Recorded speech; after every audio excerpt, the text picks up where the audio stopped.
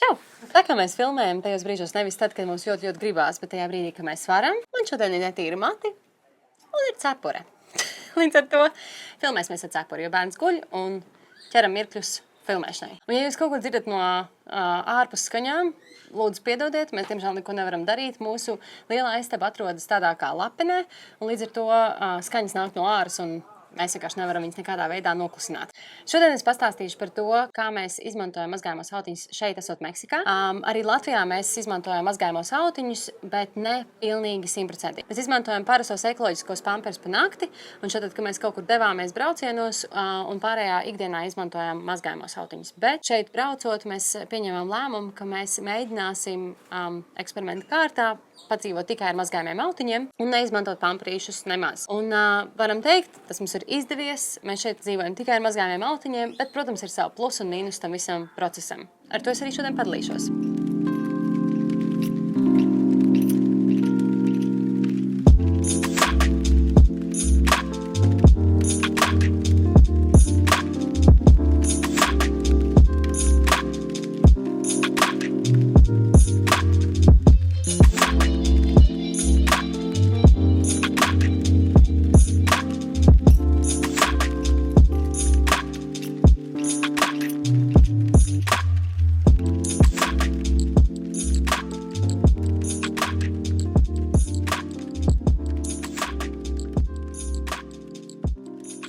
Labi, tātad kādu tipu autiņus mēs paņēmām līdzi? Mēs paņēmām līdzi dažādus autiņus, lai varētu izeksperimentēt un paskatīties, kā tad mums īsti patīk un kuri mums patīk vislabāk. Un tagad pēc aptuveni pusotru mēnešu mēs esam sapratuši, jā, ir mums kādi favorīti un ir tādi, kas mums patīk netik ļoti. Kāda tipa mums ir? Pirmā tipa autiņi ir tie, kurus mēs dabūjām pašus pirmos.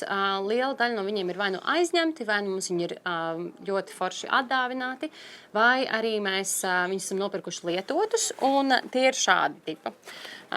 Tie ir autiņi, kuriem ir mazas podziņas, tiek ielikts iekšā kabatiņā, un podziņas var regulēt dažādiem izmēriem, gan platumā, gan garumā. Tieši tas pats princips ir arī šiem autiņiem, kuriem podziņas ir garumā un platumā ir ļepučkas. Kā es teicu, šiem autiņiem mazgājamais ieliknīts liekas iekšā. Līdz ar to mums sanāk, ka mēs viņu izmantojam tikai vienai reizei. Tātad tajā brīdī, kad šī iekšiņa paliek slapja, mēs viņu nevis nomainām, bet ņemam nost visu pamperi, liekam mazgāšanā un liekam jaunu virsū. Šīm te autiņiem daļai mums nav zināma firma, daļai mums ir zinām. Tiem, kuriem mums ir zinām, tie ir Little Bloom, un esmu diezgan pārliecināta, ka šitie ir ganīs tieši tādi paši. Mēs viņus redzējām, un kur viņus var iegādāties, tā ir Amazone. Otrā tipa pamperus mēs nopirkām nākamos, tīri eksperimentu kārtā, jo šādi mums nav bijuši. Un tie ir šādi. Tātad viņiem ir āriņa, viņi ir daudz vairāk ūdens necaurlaidīga, un viņiem ir ieklipsējams šādi te ieliknīts, kas ir ļoti biezs. Mēs viņus paņēmām līdzi ar domu, ka mēs viņus izmantosim rudim naktī, bet problēma ir tā, ka viņi ir diezgan sviedrējoši, jo viņš nelaiž cauri īsti gaisu, un līdz ar to viņi nav paši ērtākie un patīkamākie. Kas ir forši šiem autiņiem, viņiem šeit ir tāda kā dubultā kājiņa, līdz ar to ir dubultā aizsardzība no tā, ka čuru var patecēt garām. Šiem autiņiem mājās mums ir vēl diezgan daudz iekšiņas, bet mūsu ceļojumā mēs paņēmām līdzi tikai savus 2 autiņus un 2 iekšiņas, kas ieklipsējās iekšā pašā autiņā. Šos autiņus mēs iegādājāmies lietotus no meitenes Instagramā, un cik es skatījos internetā, tā ir amerikāņu firma, un viņi saucas Buttons Diapers. Šie autiņi mums ir paši pēdējie, kas ir pienākuši mūsu kolekcijai, un tie ir no Softbums. Mēs viņus iegādājāmies mazlietotus no vienas meitenes Facebookā, un esmu ārkārtīgi apmierināta. Šiem sistēma ir mazliet citādāk. Autiņu ieliknītes iepogājas tāpatās kā iepriekšējos autiņos, un foršais ir tas, ka mēs šos patiešām izmantojam vairāk kārt. Līdz ar to, kad bērns piečurā šo te ieliknīti, mēs viņu izklipsējam ārā, ieklipsējam iekšā jaunu un uzliekam atpakaļ to pašu pamprīti līdz brīdim, ka jūtam to, ka viņš tomēr varētu būt nomainīts. Tās parasti ir aptuveni 2, maksimum 3 reizes. Pēc tam, protams, tās maliņas sačurājās, un viņš tomēr diezgan nepatīkams smird. Mūsuprāt, lai varētu tā veiksmīgi un forši patiešām dzīvot ar mazgājumiem autiņiem, ir ļoti svarīgi uzturēt diezgan lielu daudzumu šo mazgājumu autiņu, lai nebūtu viņi jāmazgā katru dienu un katru reizi, kad viņš tiek piečurāts. Mums patīk tas, ka mēs varam viņus mazgāt vienreiz 2, 3 dienās. Līdz ar to tas daudzums mums ir līdzi diezgan paliels. Cik daudz mums viņi ir? Mums ir 12 šāda tipa autiņi, 2 šāda tipa autiņi un bija 5, bet izskatās, ka viens Meksikā kaut kur ir pazudis. Šobrīd 4 šādi tipa autiņi. Bet šiem autiņiem bija diezgan daudz iekšķiņas, kuras mēs mainām, mēs esam paņēmuši līdz vairāk. Līdz ar to kopumā mums ir 18 autiņi, bet šiem te mums ir aptuveni laikam 6 vai 7 ekstra iekšķiņas, līdz ar to sanāk gandrīz vai kā 25 autiņi. Mājās mums ir vēl vairāk viņi, mums kopā mājās ir vēl vismaz 10 gabali. Ja ne pat visi 15. Tā kā ar daudzāk autiņiem pilnīgi noteikti ir daudz vienkāršāk un ērtāk, un mazgāšana vienkārši ir retāk. Kāpēc mēs nepaņēmām līdz tos pārējos autiņus? Mums bija aptuveni kādi 6 līdz 8 autiņi, tādi, kas bija tādi lielāki un vaļīgāki. Viņi ir baigi ok māju lietiešanai, bet mēs sapratām to, ka viņi tomēr bieži vien palaiž garām, un mēs negribējām riskēt un ņemt viņus līdz uz Meksiku. Un tad mums mājās palika vēl 2 autiņi, kurus es ļoti gribēju izmēģināt. Tas ir no latviešu zīmola Little Berry Nappies, bet, diemžēl, mēs viņus nepaņēmām līdzi, jo viņi neizturēja bagāžas revidēšanu, jo viņi aizņem ļoti daudz vietas. Viņi ir lieli un tādi pufīgi, un es domāju, ka māju lietošanā viņiem fantastiski, bet, diemžēl, ceļojumā viņi aizņēma pārāk daudz vietas. Kuri autiņi mums no visiem ir mīļākie? Ir tā, ka mums kaut kādu ilgāku laiku bija viena tipa autiņa, tad mēs sākām eksperimentēt un likt klāt arvien vairāk dažādu tipu autiņus, un šobrīd varam patiešām pateikt, ka mums ir izveidojušies favorīti, un favorīts noteikti ir softbums. Kāpēc? Tāpēc, ka šī sistēma, kur tiek ielikts mazgājamais ieliknītis autiņā, mums der vislabāk. Es redzu to, ka mēs šo autiņu izmantojam daudz ilgāk, daudz biežāk, tikai tāpēc, ka slapjā daļa patiešām ir ieliknīts. Šādi un tad čuri paiet garām arī sāniņā vai šeit te uz kājiņām, bet tas bērnam tik ļoti netraucē. Šiem te man bišķiņ problēma ir tā, ka varētu nomainīt to ieliknīt, un šī daļa it kā nepaliek slapja, viņa nejūtās slapja, bet tik un tā man liekas, ka viņa ir mazliet mitra, līdz ar to šos autiņus mēs izmantojam tiešām tikai vienu reizi. Otrā lieta, kāpēc mums patīk softbums, ir tāpēc, ka viņi ir vismazākie, visplānākie, vismazākie un vispatīkamākie izmērā. Es patiešām redzu, ka mēs šos varētu izmantot vēlāk arī nākamajiem bērniem, kad viņi ir mazāki, jo viņš patiešām aizņem ļoti maz vietas, un viņi nav tik ļoti tādi pufīgi un balkī tā kā pārējie autiņi. Un trešā lieta, kas man sākumā netik ļoti patīk, bet tagad man patīk ļoti, jo vajag bērnu apģērbt pavisam ātri, ir ļepočkas. Sākumā mēs izmantojam tos, kuriem ir podziņas, un likās ļoti ērti regulēt lielumus, bet es sapratu, ka ar šiem regulēt izmēru ir vēl vienkāršāk, un viņus uzģērbt bērnam ir daudz vienkāršāk. Vienīgā problēma ir tā, ka šad un tad Rudolfs viņus var attaisīt pats vaļā, jo, protams, tās ir ļepočkas, un viņš to var izdarīt mierīgi pats. Kā notiek autiņu mazgāšana šeit, kad mēs esam Meksikā? Mēs darām pavisam vienkārši. Tajā brīdī, kad autiņš ir netīrs, mēs viņu ieliekam vai nu veļas grozā, ja mums tāds ir. Šeit mēs lielākoties izmantojam šādu tipa ūdens necaurlaidīgo maisu. Šādā veidā mēs viņus varam uzglabāt savas 2-3 dienas, pilnīgi mierīgi un neuztraukties par to, ka smirdēs visi māja. Tajā brīdī, kad autiņus ir jāmazgā, mēs darām 2 lietas.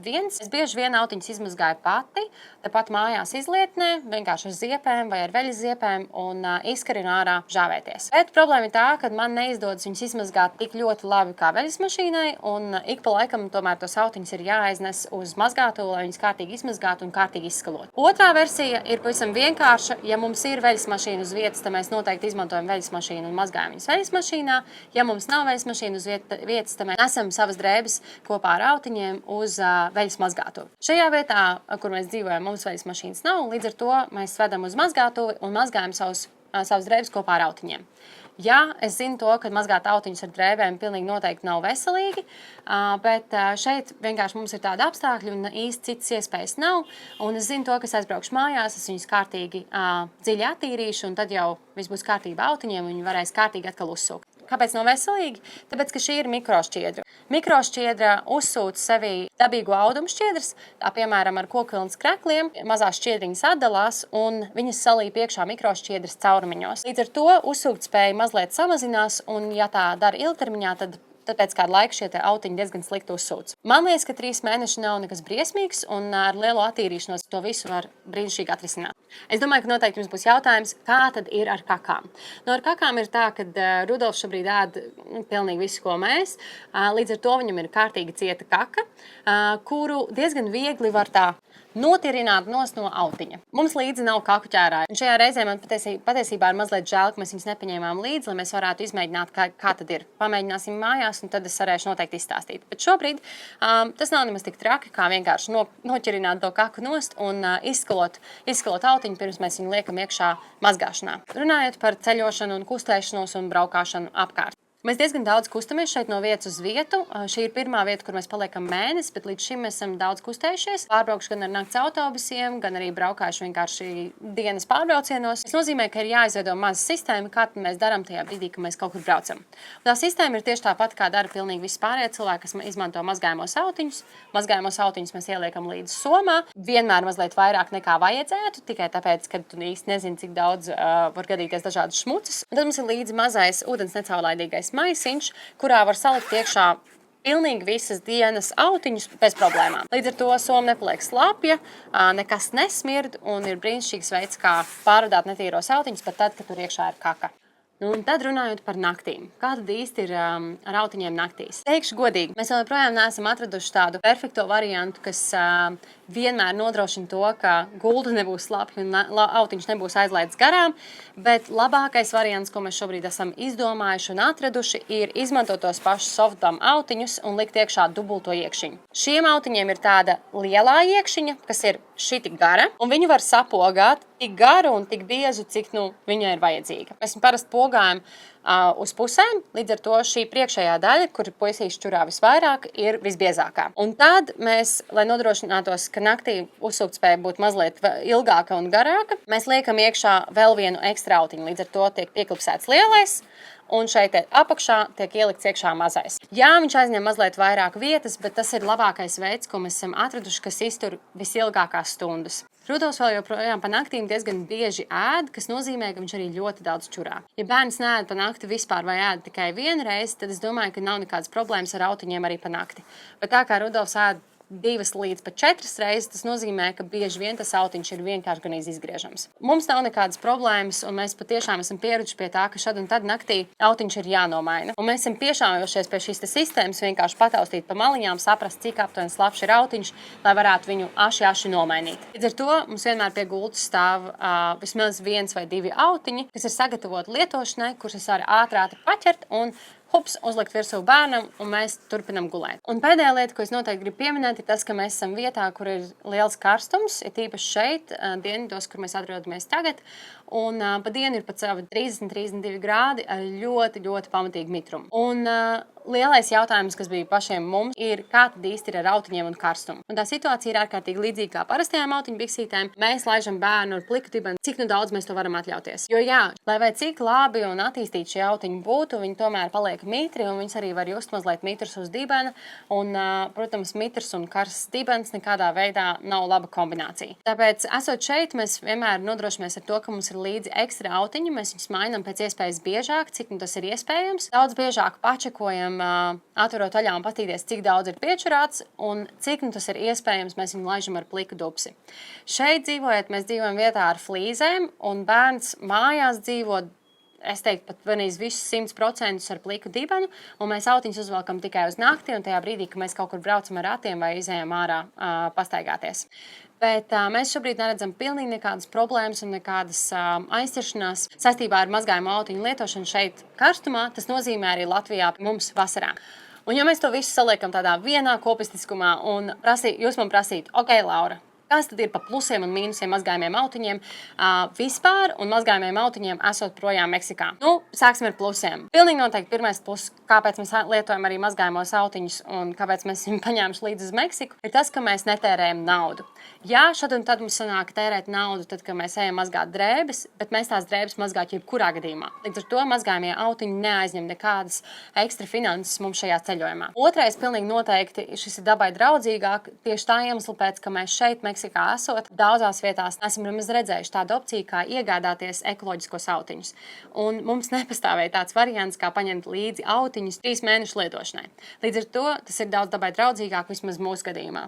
Trešais noteikti ir tas, ka mums ir sava sistēma, un patiesībā mēs šobrīd neredzam pilnīgi nekādu atšķirību, kā mēs lietot vienreiz lietojamos autiņus un mazgājamos autiņus. Mums ir izveidota sava sistēma, kā mēs viņus uzglabājam, kā mēs viņus mazgājam. Mēs jūtamies tā, ka tas ir ļoti, ļoti ērti, un mēs neredzam īsti nekādu atšķirību lietojot vienus vai otrus autiņus. Pēdējā lieta noteikti ir tā, ka tā kā šie autiņi tomēr ir mazliet mitrāki nekā parastās autiņbiksītes, mēs laižam bērnu daudz biežāk ar pliku dubsi. Tas jebkurā gadījumā un jebkurā situācijā ir daudz veselīgāk nekā lietot jebkurus citus autiņus. Un mēs priecājamies, ka mums nav plikā dibena stundiņas, bet mums ir plikā dibena dienas un pat mēneši. Kādi tad ir mīnusi? Viens no lielākajiem mīnusiem pilnīgi noteikti ir naktis. Es neesmu īsti pārliecināta, ka mēs, atbraucot mājās, izmantosim mazgājamos autiņus naktī. Varbūt tikai tad, ja Rudolfs vairāk pa naktīm neēdīs tik bieži, kā viņš to dara tagad. Ja viņš turpinās ēst un padzerties tikpat bieži kā tagad, mēs izmantosim vienreiz lietojamos autiņus, tos pašus Seko un Atī, kurus mēs izmantojam Latvijā, tikai tāpēc, ka es nevaru izturēt. Bieži vien mēs pamostamies slapjā gultā.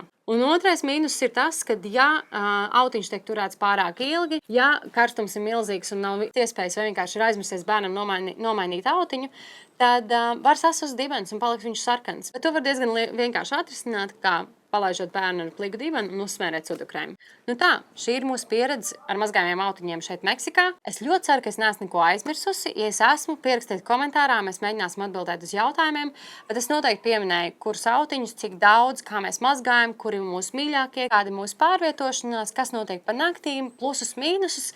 Nu, es teiktu, ka esmu pastāstījis pilnīgi visu. Viena lieta, ko mēs vienmēr ārkārtīgi novērtējam, ir jūsu komentāri. Ja jums ir kāda superīga pieredze, it īpaši, ja jums ir pieredze par naktīm, tad lūdzu padalieties komentāros. Mēs tikai priecāsimies paeksperimentēt un pamēģināt jaunus variantus, jo varbūt jums ir kāds maģiks rokā, kur mēs vēl joprojām neesam atraduši. Mīļš, paldies par klausīšanos. Ja jums vai kādam draugam šis te var noderēt, kā vispār lietot mazgājamos autiņus un kā viņus lietot karstajās valstīs, tad droši padalieties ar šo video. Mēs tikai priecāsimies, ka vairāk un vairāk cilvēki izmantos mazgājamos autiņus, nevis vienreiz lietojamos autiņus. Paldies! Čau!